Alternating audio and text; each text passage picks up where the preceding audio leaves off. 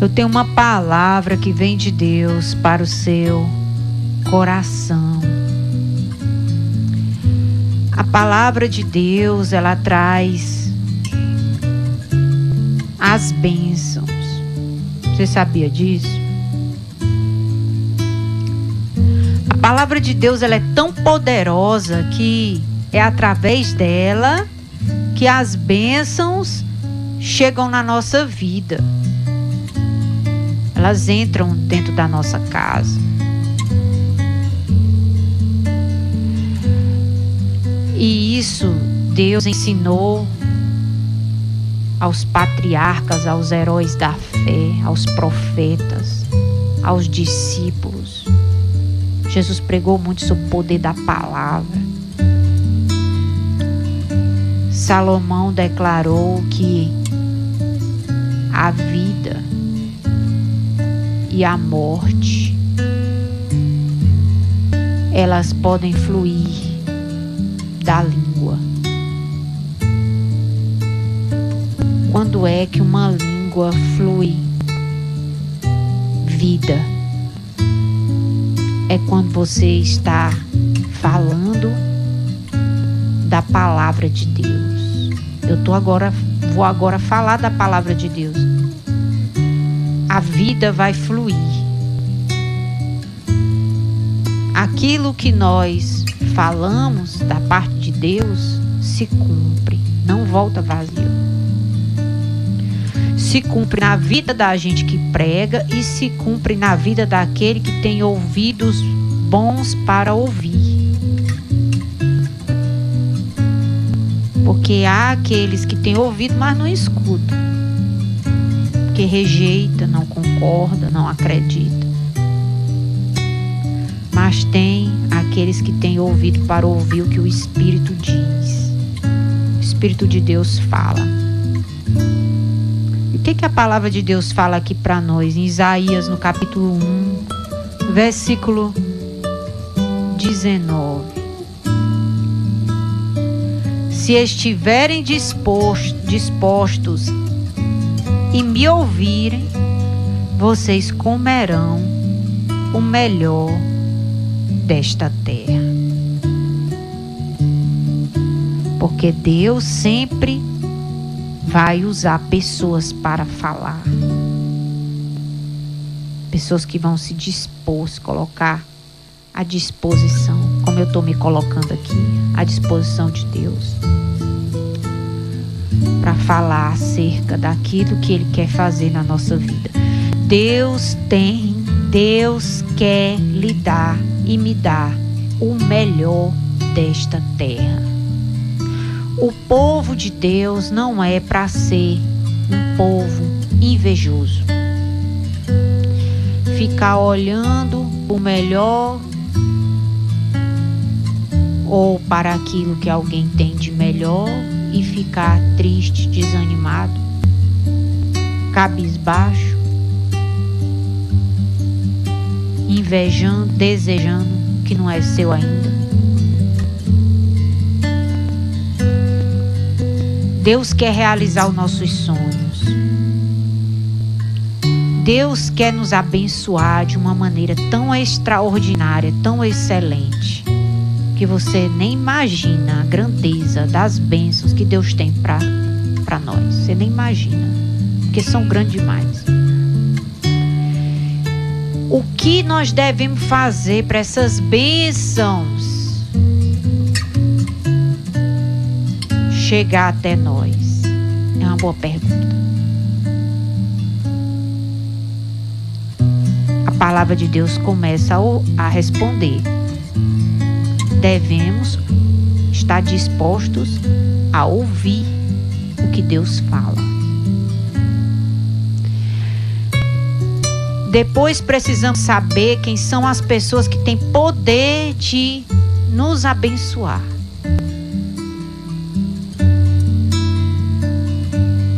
José, ele é um exemplo da Bíblia de um homem que tomou posse do melhor da terra. A gente pensa assim na Bíblia, assim, um exemplo de alguém que tomou posse do melhor da terra. Um exemplo maravilhoso é o de José, que a história dele está descrita no livro de Gênesis, primeiro livro da Bíblia. Mas antes dele chegar no melhor da terra, ele passou por algumas fases na vida dele. Passou pela fase de morar na casa dos seus pais, quando ele era jovem, criança. E o que era esperado dele naquela fase? Que ele fosse um filho obediente. Depois veio a fase onde ele foi vendido pelos irmãos como escravo e enviado para o Egito. E lá ele foi trabalhar na casa de um homem chamado Potifar, que era um homem muito rico. O que Deus esperava dele ali naquele trabalho de escravo, que começou como escravo, mas depois ele não foi mais tratado como escravo, porque o Potifar percebeu que Deus estava com ele e que tudo que colocava na mão dele prosperava.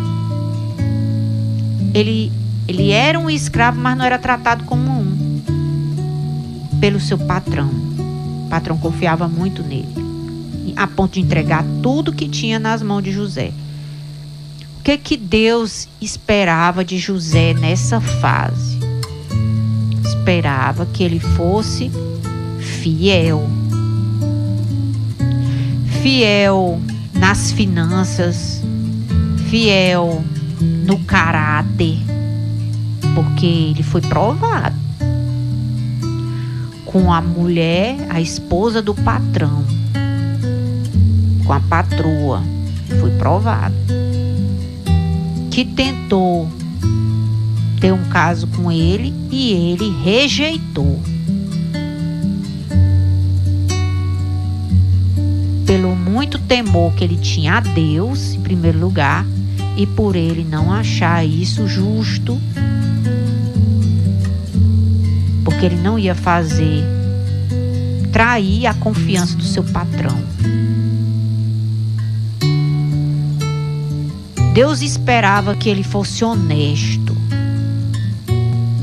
E ele conseguiu, nessa fase de Potifar, da casa do Potifar, ser aquilo que Deus esperava que ele fosse: honesto, fiel,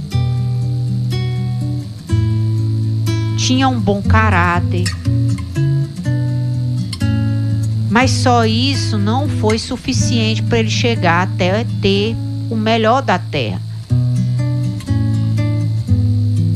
Ele, nessa fase, também procurava dar o seu melhor no seu trabalho, ser organizado, fazer as coisas com espírito voluntário e com responsabilidade. Deus esperava tudo isso dele. E ele conseguiu atender à expectativa de Deus. Mas por causa da vingança, ele foi parar no presídio, porque ele foi acusado pela patroa de que ele que tinha tentado agarrar ela. Ela inventou essa calúnia e por causa disso ele foi preso. E lá no presídio tinha algo que Deus esperava dele. E esperava que ele fosse um preso pacífico, um preso que não arrumasse confusão lá dentro, um preso organizado, um preso que poderia servir voluntariamente na limpeza, alimentação, organização do presídio. E ele conseguiu atender às expectativas de Deus naquele lugar difícil. E a história de José representa as muitas fases da nossa vida, porque não foi só José que teve fases difíceis, nós também temos as nossas. Você tem as suas na sua história, eu tenho as minhas. Pode não ser iguais os enredos das histórias, mas você tem o seu currículo de dificuldade.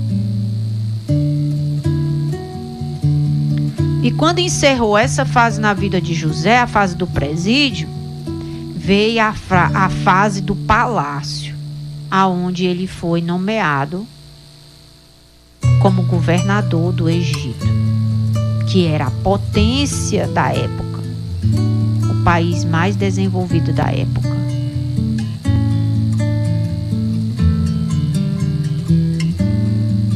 E ali José teve liberdade para usar todos os dons que Deus tinha confiado a ele. Dons administrativos, dons de serviço voluntário, dons de liderança, dons de governo, que ele tinha aprendido muita coisa ao longo da vida. Em cada lugar desse, onde ele passou, ele aprendeu muitas lições e chegou a essa fase grandiosa que não está no início da história dele, mas Deus preparou para os 70 últimos anos da vida dele, porque ele ficou no governo do Egito por 70 anos, até morrer. Ele assumiu mais ou menos o governo, quase chegando numa idade de 40 anos. Porque tem coisa na nossa vida que, por mais inteligente, sábio que você possa ser, e eu também, que estou pregando para mim também, vai levar um tempo, vai ter um tempo de espera. E esse tempo de espera não é desperdício de tempo. Esse tempo de espera é um tempo onde a gente vai ganhando experiência. E a experiência é irmã gêmea da excelência.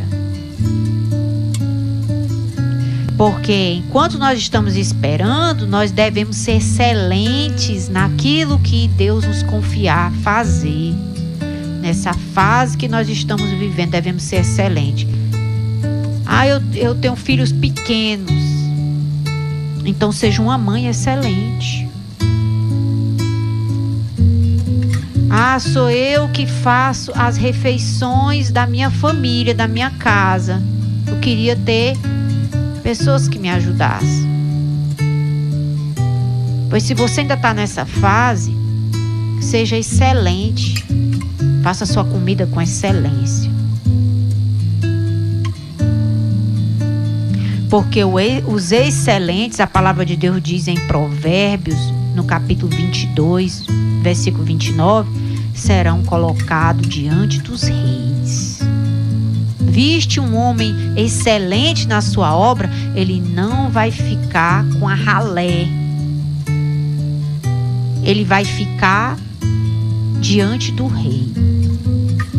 Por quê? Porque ele vai ser chamado. Ele vai ser destacado. Seus talentos não vão ficar escondidos. E foi isso que aconteceu com José. Ele foi excelente e se cumpriu na vida dele a palavra de Deus. Diga graças a Deus. Aí o pai dele, antes de morrer, disse essa palavra para José. Gênesis 49, 25. Pelo Deus de seu pai que o ajudará e pelo Todo-Poderoso que o abençoará com bênçãos dos altos céus, com bênçãos das profundezas, com bênçãos dos seios e do ventre. As bênçãos de seu pai excederão as bênçãos de meus pais. Até o alto dos montes eternos, estejam elas sobre a cabeça de José e sobre o alto da cabeça do que foi distinguido entre seus irmãos. Porque você deve ser excelente. Vou lhe dar algumas respostas. Porque você quer o que Deus tem de excelente. A excelência é uma semente que a gente planta para colher. Você deve ser excelente para ser destacado. Porque as bênçãos dos altos céus repousam sobre a cabeça dos excelentes. Se você é um aluno, seja um aluno excelente. Não é se comparando com os outros que você vai medir a sua excelência. É você se comparando com você mesmo. Será que eu estou dando o meu melhor?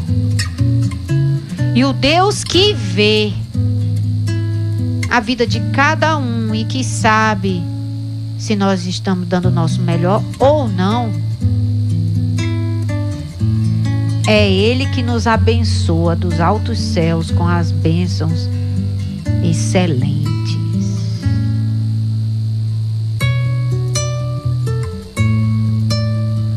E essa excelência não vem de nós somente. Não vem de nós. Essa excelência é o poder de Deus agindo na nossa vida. Você precisa deixar o Espírito Santo de Deus te usar aonde você chegar. Você ser um companheiro do Espírito Santo, diz assim: vamos lá, meu amigo, vamos correr. Vamos lá, meu amigo, vamos fazer o almoço. Vamos lá. O senhor é o Masterchef e eu sou o aprendiz. Vá me dando as ideias aí do quais os ingredientes, como é que eu tenho que fazer. Faça do Espírito Santo o seu mentor, o seu personal trainer. Faça do Espírito Santo o seu professor, o seu mestre. Dependa dele no seu trabalho, nos seus estudos, no seu casamento. Espírito Santo, me ensina como é que eu tenho que tratar o meu cônjuge. Ele vai te ensinar. Pode ser que ele use alguém para te dar uns conselhos. Se você for um bom ouvinte, certamente ele fará isso. Dependa do Espírito Santo, decida ser excelente. Deus tem bênçãos excelentes. Dê o seu melhor nessa estação da sua vida. Viva o hoje, não tem? Seja excelente hoje. Não se preocupe não, que Deus sabe o seu endereço. Deus sabe o seu nome, Ele sabe os seus talentos. E a estação da excelência vai chegar na nossa vida, amém? Quanto isso, seja grato, seja feliz. Não ande lamentando-se, rastejando não, com inveja de ninguém não. Seja feliz, sua hora vai chegar. Em nome de Jesus, amém? E eu oro para que essas bênçãos dos altos céus desçam sobre a nossa cabeça. Que o Senhor nos destaque no meio dos irmãos. Em nome de Jesus, amém. Diga graças a Deus.